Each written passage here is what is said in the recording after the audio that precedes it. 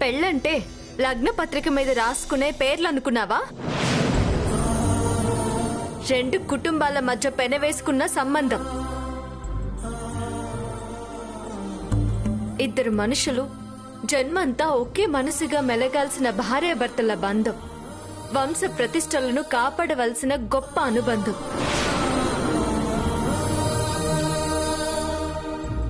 అంత పవిత్రమైన సాంప్రదాయాన్ని నీ ఫ్రీడమ్ కోసం విడాకులు అనే 4 అక్షరాలతో తేలిగ్గా విడగొట్టుకోవడం అంటే మన విలువలను నగ్నంగా నడి బజార్లో నిలబెట్టడమే. చీ కొట్టించుకునే ఆ బ్రతికెందుకు? కన్న వాళ్లకు శాపంగా మారే ఈ జన్మెందుకు?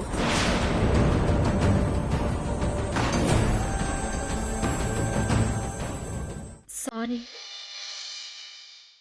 నాకు సారీ చెప్పడం కాదు, పద్ధతులకు బట్టలు ఉడదీయకుండా శారీ కట్టుకో చాలు.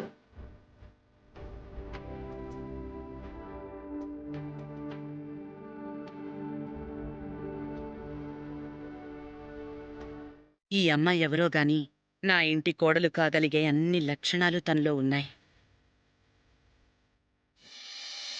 అలా నిన్న రోజు గుళ్ళో చూశాను.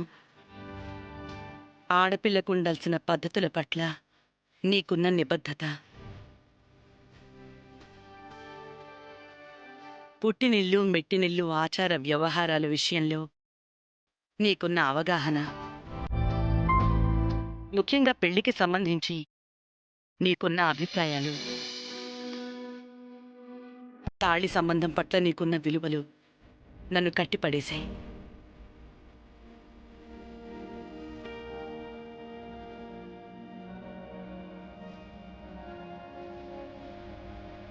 నీ ప్రవర్తనలో అహంకారం లేదు,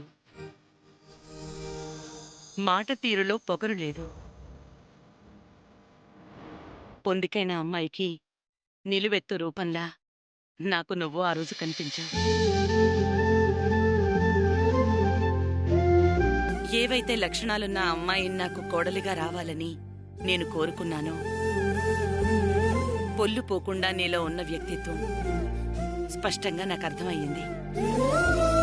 మా కైలాష్కి భార్యవి నువ్వేనని నేను ఫిక్స్ అయ్యాను.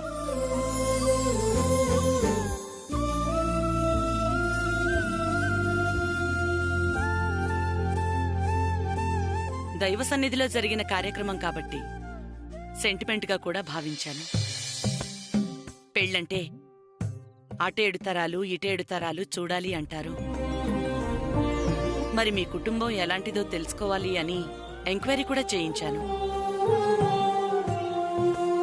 కృష్ణమూర్తి గారి మనసు కొబ్బరి నీళ్లంత స్వచ్ఛమైనవని, ఆయన పెంపకం మరకంటని తెల్లని కాగితమని, పిల్లలిద్దరూ కడిగిన ముత్యాలని చెప్పారు.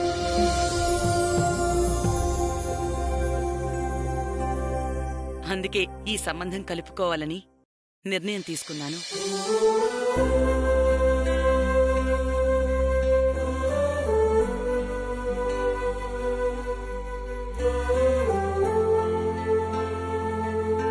అమ్మా ప్రియా, నీ మీద కోపడ్డానని నీ మనసేం కష్టపెట్టుకోకు. మామూలు నగలైతే నువ్వు పెట్టుకున్నా నాకు అభ్యంతరం లేదు. కానీ ఈ నగలు నా కోడలు కాపాడాల్సిన ప్రతిష్ఠ కాబట్టి వద్దన్నాను.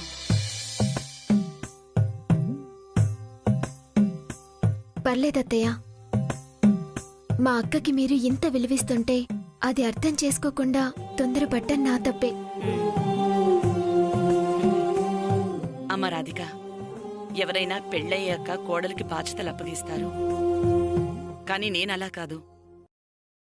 పెళ్లికి ముందే మన ఇంటి గౌరవాన్ని విలువల్ని ఈ ఆభరణాల రూపంలో నీ చేతికిచ్చాను. వాటిని కాపాడాల్సిన బాధ్యత నీదే.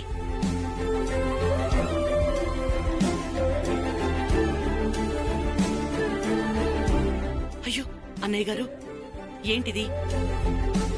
ఇన్ని రోజులు నా కూతురని గుండెల మీద చేయి వేసుకుని సంతోషంగా చెప్పుకున్న నాకు మీరు పదే పదే నా కోడలు అంటుంటే అదే గుండె గర్వంతో ఉప్పొంగుతోందమ్మా. ఉన్నంతలో నా కూతుర్ని యువరాణిలా పెంచాను.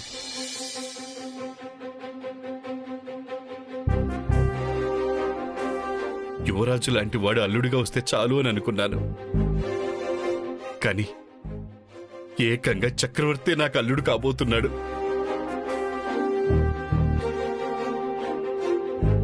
ఈ జన్మకి ఇంతకన్నా అదృష్టం ఏం కావాలమ్మా?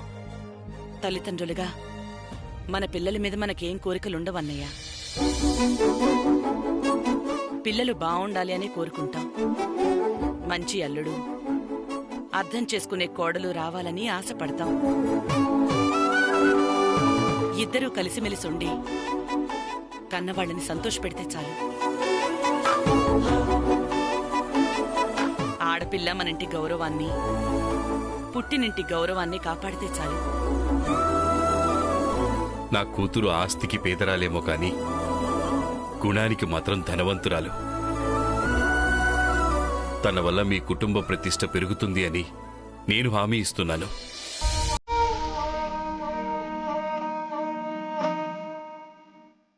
ఏ కష్టమూ రాకుండా, ఎలాంటి సమస్యలు తలెత్తకుండా తన భర్తని బాగా చూసుకుంటుందని గర్వంగా చెప్తున్నాను.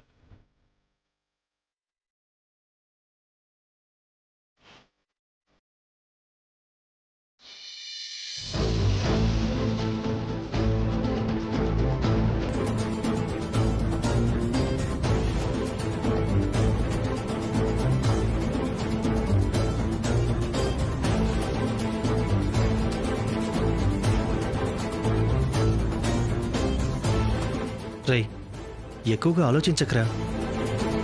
నువ్వు ఇంకా పూర్తిగా రికవర్ అవ్వలేదు. రెస్ట్ తీసుకోవాలరా. ఎలారా రెస్ట్ తీసుకునేది? మేం ప్రేమించుకోవడం స్టార్ట్ చేశాక రాధిక ఎప్పుడైనా ఇలా బిహేవ్ చేసిందా? లేదురా. నేను అనుమానపడుతున్నట్టు తన్ని ఎవరో ఇన్ఫ్లుయెన్స్ చేస్తున్నారా? లేదంటే నేనంత సీరియస్ కండిషన్లో హాస్పిటల్లో ఉంటే రాధిక నా పక్కన లేకపోవడం ఏంటి? గుళ్ళో పూజ చేసిన మనిషి నెక్స్ట్ డేన ఊరెళ్ళిపోవడం ఏంటి? నా సిక్స్త్ సెన్స్ ఏదో బ్యాడ్గా చెప్తుంది. మనం టెంపుల్కి వెళ్ళి వచ్చాక రాధిక ఫోన్ కూడా కలవట్లేదురా. ఏదో జరుగుతుందిరా. ఏం జరుగుతుంది? నీకన్నా గొప్పవాడితో పెళ్లి జరుగుతుంది. పిన్ని,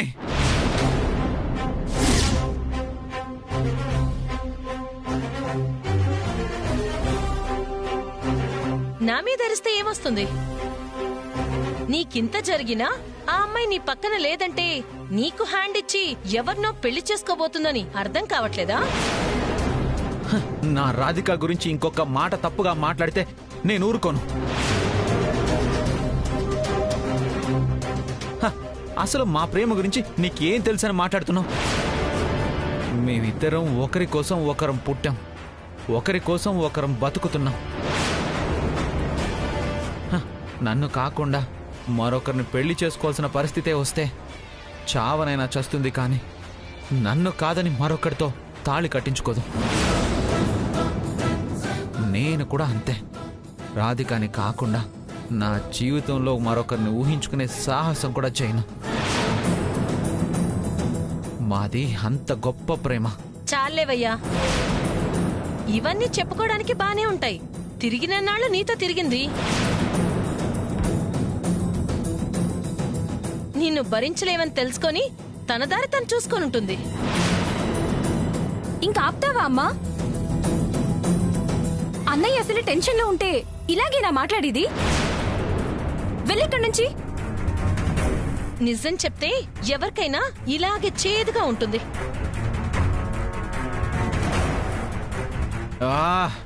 ఎక్కడున్నావు రాధిక? నాకు ఈ యాక్సిడెంట్ అవ్వకుండా ఉంటే ఈ పాటికి మీ నాన్నగారికి నచ్చ చెప్పి మన ప్రేమని గెలిపించేవాణ్ణి. రే, రాధిక ఎక్కడుందో ఎలా తెలుసుకోవాలరా? నేను అర్జెంటుగా రాధికని కలవాలి. రాధిక, రాధిక. జరుగుతున్నది నా ఒక్కగానొక్క కొడుకు పెళ్లి. ఏ లోటు రాకుండా జాగ్రత్తగా చూసుకోండి. అలాగేనమ్మా. ఉమ్. అమ్మగారు, మిమ్మల్ని కలవడానికి ఎవరు వచ్చారమ్మా?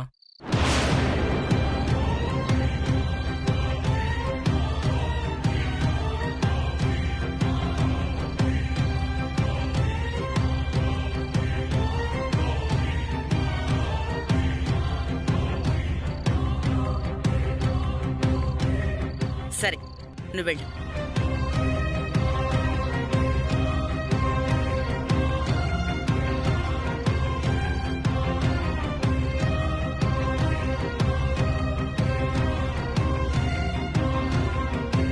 ఎవరు?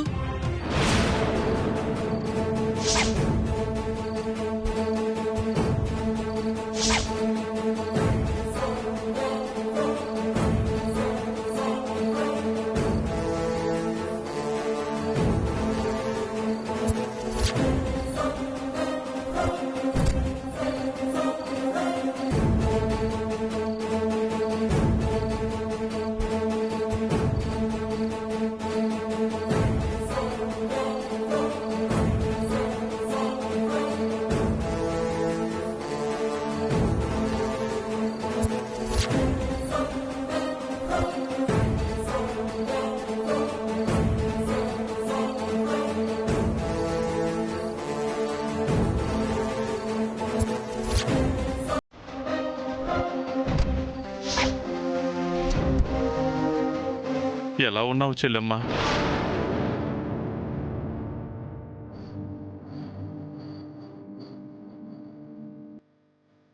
నీతో రక్తం పంచుకుని పుట్టినా కూడా నీ మంచి చెడు తెలుసుకుని నీకు తోడుండే అవకాశం లేకుండా పోయిందమ్మా.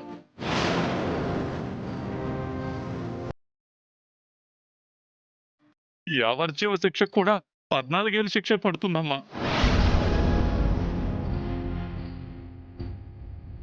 నేను చేసిన తప్పుకి నువ్వు నన్ను అంతకన్నా ఎక్కువగానే దూరం పెట్టావమ్మా. అందుకే మళ్ళీ నీ దగ్గరకు వచ్చే ధైర్యం కూడా చేయలేదు.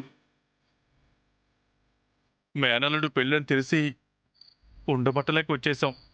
బంధాలు తెంపుకున్నాక పిల్లవని పేరంటానికి రావాల్సిన అవసరం లేదు.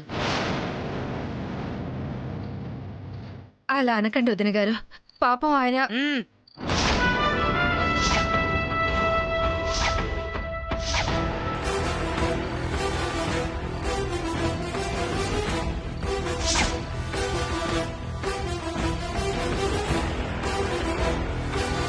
సంజాయిషీలు అవసరం లేదు. అత్తయ్య, మనం వెళ్ళొద్దు. వెళ్ళినా మీ అత్తయ్య క్షమించి మనల్ని పెళ్లికి ఉండనివ్వదమ్మా అని మా నాన్న చెప్పారు.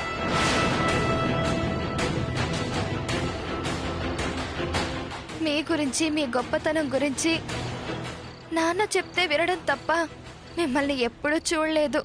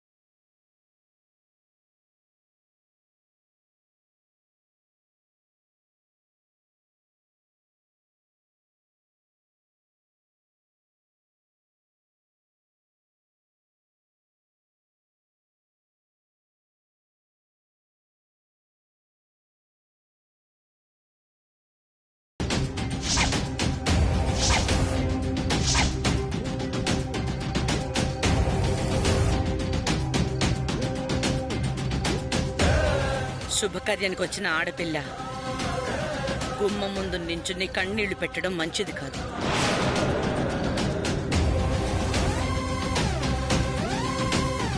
నీకోసం ఒప్పుకుంటున్నాను.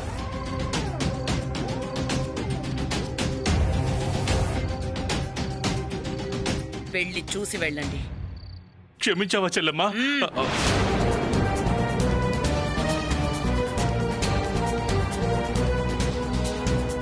అమ్మా,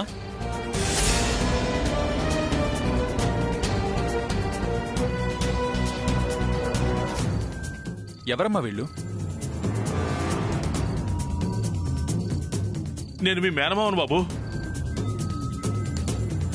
మీ అమ్మకి స్వయాన అన్నని. నీ మరదలు మీ అత్తయ్య. బావున్నావా బావా? మా నాన్న నీ గురించి ఎప్పుడు చెప్తుంటారు. అమ్మా, నాకు ఒక మేనమామ ఉన్నాడన్న విషయం ఎప్పుడు చెప్పలేదేంటమ్మా?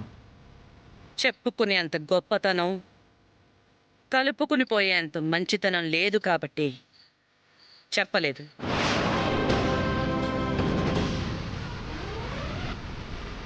చూడండి, మీరు ఉన్న 2 రోజులు బుద్ధిగా ఉండండి. తేడా చెయ్యాలని చూస్తే అస్సలు ఊరుకోను. జాగ్రత్త.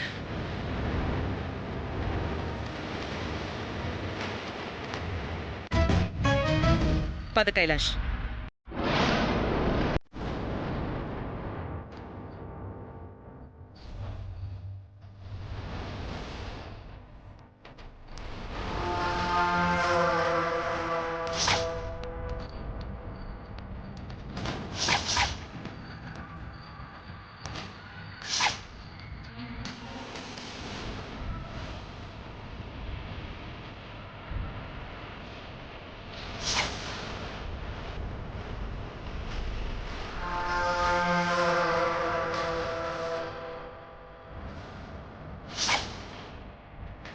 ఏమో అనుకున్నాను కానీ నువ్వు మామూలు దానివి కాదమ్మా.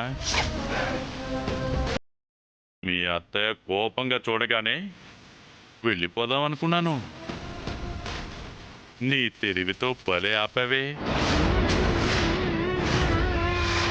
ఇంత దూరం వచ్చింది వెళ్ళిపోవడానికా నాన్న? బావే నీ భర్తమ్మ అని నువ్వెప్పుడు అంటుంటే అది బలంగా నాటుకుపోయింది. ఉన్న పళ్ళంగా అత్తయ్య బావకి పెళ్లి చేస్తుందని ఊహించలేకపోయాం కాబట్టి ఇంత ఆలస్యంగా వచ్చాం. నా సొంతం అనుకున్న మనిషితో ఎవరో జీవితం పంచుకుంటానంటే నేనెలా ఊరుకుంటాను? బావ నావాడు. నా సొంతం చేయాల్సింది నువ్వే నాన్న.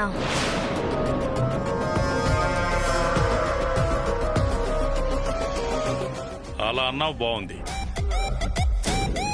ఇక చూడు, ఈ పెళ్ళి ఆపడానికి ఎలా చక్రం తిప్పుతానో. అవునండి, మీ చెల్లెలు ఇష్టపడి పెళ్లి చేస్తుందంటే ఆ అమ్మాయి ఎవరై ఉంటారు? ఎవరైనా సరే దాని సంగతి చూసి బావతో నా పెళ్లి జరిగేలా చేస్తాను. దాని సంగతి చూస్తా.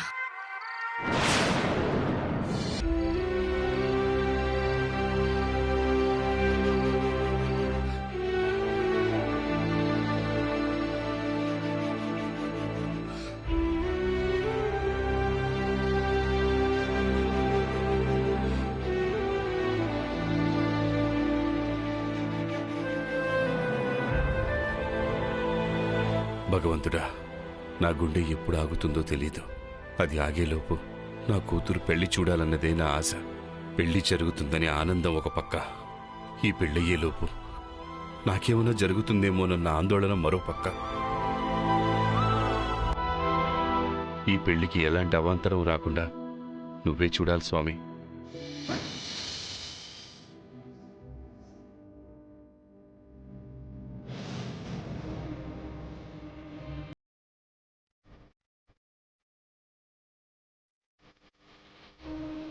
నాన్న టాబ్లెట్ వేసుకోండి.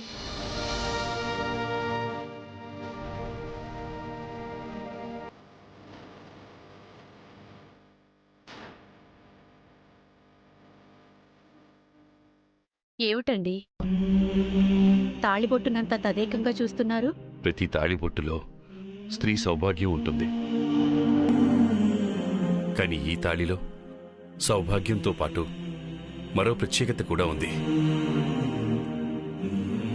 అందుకే దీన్ని ప్రత్యేకంగా చూస్తున్నాను. ఏంటండి ఆ ప్రత్యేకత?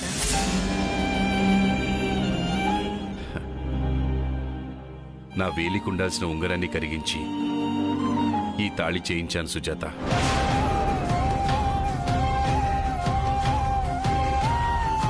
ఆ ఉంగరం అంటే నీకెంతో ఇష్టం కదా నాన్న, దాన్నెందుకు మార్చారు? మా అమ్మ తన మాంగళ్యాన్ని కరిగించి నాకు ఉంగరంగా చేయించింది. ఎందుకంటే ఎప్పటికీ మా అమ్మ ఆశీర్వాదం నాకుండాలి అని.